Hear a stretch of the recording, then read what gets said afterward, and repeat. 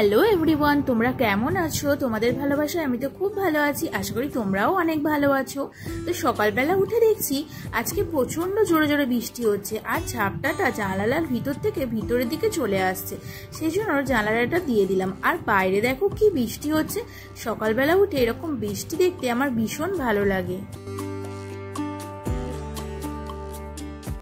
এখন সময় হয়েছে সকাল 8টা। সেই 7টা থেকে বৃষ্টি হচ্ছে। বৃষ্টি কিছুতেই কমছে না। অনেকক্ষণ পর বৃষ্টি কমলো, আর আমি ভাবলাম নিচের গাছগুলো দেখে আসি কেমন অবস্থা। অনেক দিন ধরে জল পায় না গাছগুলো, আর জল দেওয়ারও সময় হয়ে ওঠে না। এখন দেখছি গাছের গোড়ায় অনেকটা করে জল পেয়েছে। আর দেখো দুটো হলুদ গোলাপ কি সুন্দর হয়েছে। এখন গরমের জন্য বেশি বড় ফুটছে না।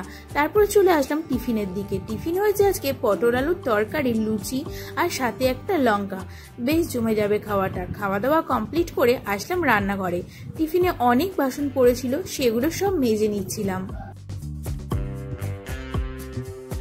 কাজ করতে করতে তোমাদের দাদা ভাইয়ের সাথে একটু গল্প করছিলাম। ও এসেছিল রান্নাঘরে, আর ওর সাথে গল্প করতে করতে আমার সব কাজগুলোই কমপ্লিট করে নিচ্ছিলাম। বৃষ্টিটা কিছুক্ষণ বন্ধ হয়েছিল, তারপরে দেখছি আবার বৃষ্টি শুরু হলো। তোমাদের দাদা ভাইকে বলছিলাম যে তুমি অফিস যাবে কি করে এত বৃষ্টির মধ্যে? ও বলছিল যে আমি ঠিক চলে যাব।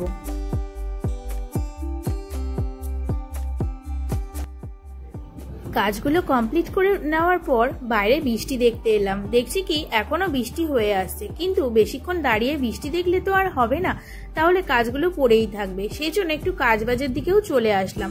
অনেকক্ষণ ধরে দেখছিলাম বিছানাটা তোলা হয়নি সকাল দিয়ে, তাই মনটা ভালোও লাগছিল না। কারণ বিছানাপত্র আর চাদর যদি না টান টান করে গোছানো থাকে আমার কিছুতেই ভালো লাগে না। তাই সবকিছু আগে ভালো করে গুছিয়ে নিলাম, তারপর একটু ঝাঁটা দিয়ে নিলাম। সকালবেলায় ঘর মুছে নিয়েছিলাম, তাই ধুলোটা ছিল না, কিন্তু ঘরটা ঝাঁট দেওয়ার পর, বিছানাটা ঝাঁট দেওয়ার পর আবার ধুলো হয়ে গেছে, তাই একটু ভালো করে ঝাঁট দিয়ে নিলাম। আর বিকেল হয়ে গেছে, দেখো বিকেলবেলা আমি একটু হাঁটাহাঁটি করছিলাম আর গাছেদের একটু চর্চা করছিলাম। গাছগুলো সব বৃষ্টির মধ্যে হেলে গেছিল, তাই ওদেরকে একটু সোজা করে দিচ্ছিলাম। আর দেখো এই বেলফুল গাছটার মধ্যে অপরাজিতা ফুল গাছটা পুরো জড়িয়ে ধরেছিল, তাই জন্য বেলফুল আর হচ্ছিল না, তাই সেটাকে ছাড়ানোর ব্যবস্থা করছিলাম।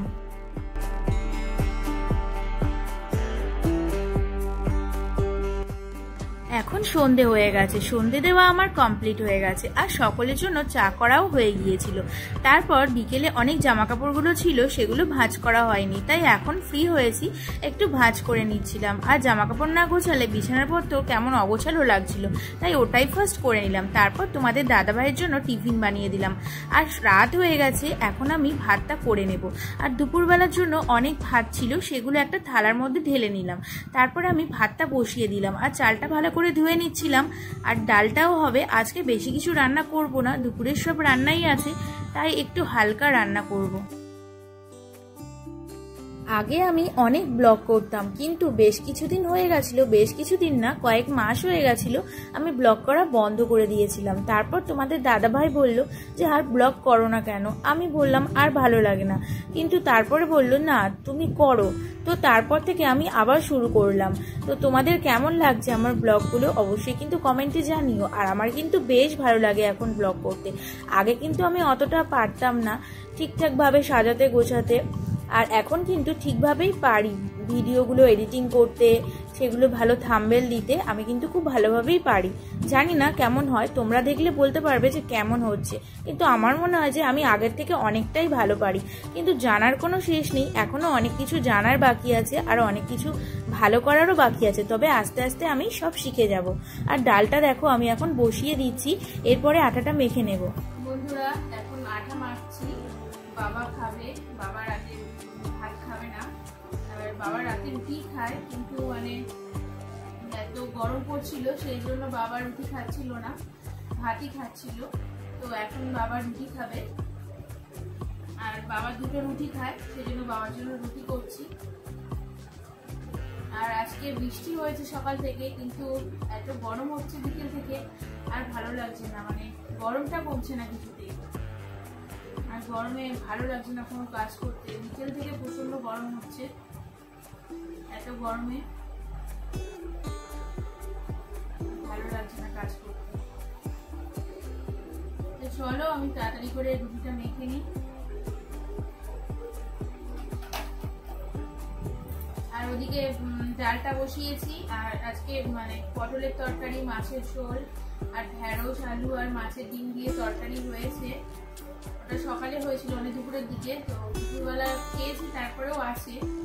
আর এখন একটু মানে হালকা করে পাতলা করে একটু মুসুর ডাল সিদ্ধ আর ভাত হচ্ছে, সাথে আলু ভাতে মাখবো, আর এই বাবার জন্য রুটি। ব্যাস এইটুকুই করবো, তারপরে আর কোনো কাজ বাজ নেই। মা সকালে রান্না করে, সেই জন্য রাত্রিবেলা আমি করি। আগে আমি রুটি করতে পারতাম না, রুটি করতে প্রায় 6-7 মাস আমার লেগে গেছে। আমি বিয়ের আগে কখনো রুটি করিনি, বিয়ের পরে এসে রুটি করছি। আর রুটিটা শিখতে আমার অনেক সময় লেগেছে। প্রথমে যখন করতাম তখন খুব শক্ত হতো, ভাবছিলাম যে আমার দ্বারা রুটি হবে, কিন্তু তারপরে মনে জেদ রাখলাম যে না, আমাকে রুটি করতেই হবে। তো সেই জন্য রুটি করাও শিখে গেছে। এখন পুরো ভালো হয় না, পুরো গোল করতে পারি না, কিন্তু খাওয়ার মতো হয়। তো চলো তাড়াতাড়ি করে আমি রুটিটা মেখে নিই।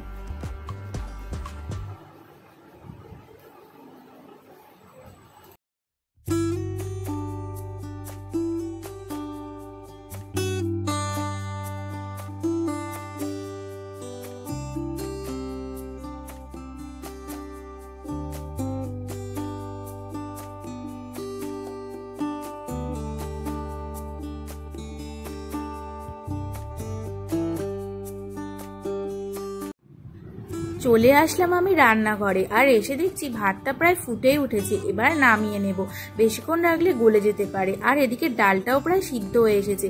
ডালের মধ্যে কাঁচা লঙ্কা আর একটু সর্ষের তেল ফেলে দেবো, এরকম ভাবে খেতে আমার ভীষণ ভালো লাগে। আর গুড্ডু নিয়ে এসেছে ক্যারামটা দেখি আমার ছোটবেলার কথা মনে পড়ে গেল, কারণ আমি যখন 4-5-এ পড়তাম তখন আমি ক্যারাম খেলতাম, আর অনেক বছর পর আবার ক্যারাম খেলছি। বেশ ভালো লাগছে ওর সাথে কিন্তু ক্যারাম খেলতে। আর ও বলছিল যে কাকিমণি তুমি কি পারবে, এতদিন পর খেলছো? কিন্তু আমি বললাম চেষ্টা করি না, ঠিক পেরে যাব। তারপরে দুজন মিলে জমিয়ে ক্যারাম খেলছিলাম, আর ছোটবেলার কথাগুলো মনে পড়ে যাচ্ছিল, আর ওর সাথে আমি অনেক ছোটবেলার গল্প শেয়ার করছিলাম। তারপরে দেখো প্রথমবারই আমি খেলেছি, আর প্রথমবারেই জিতে গেছি।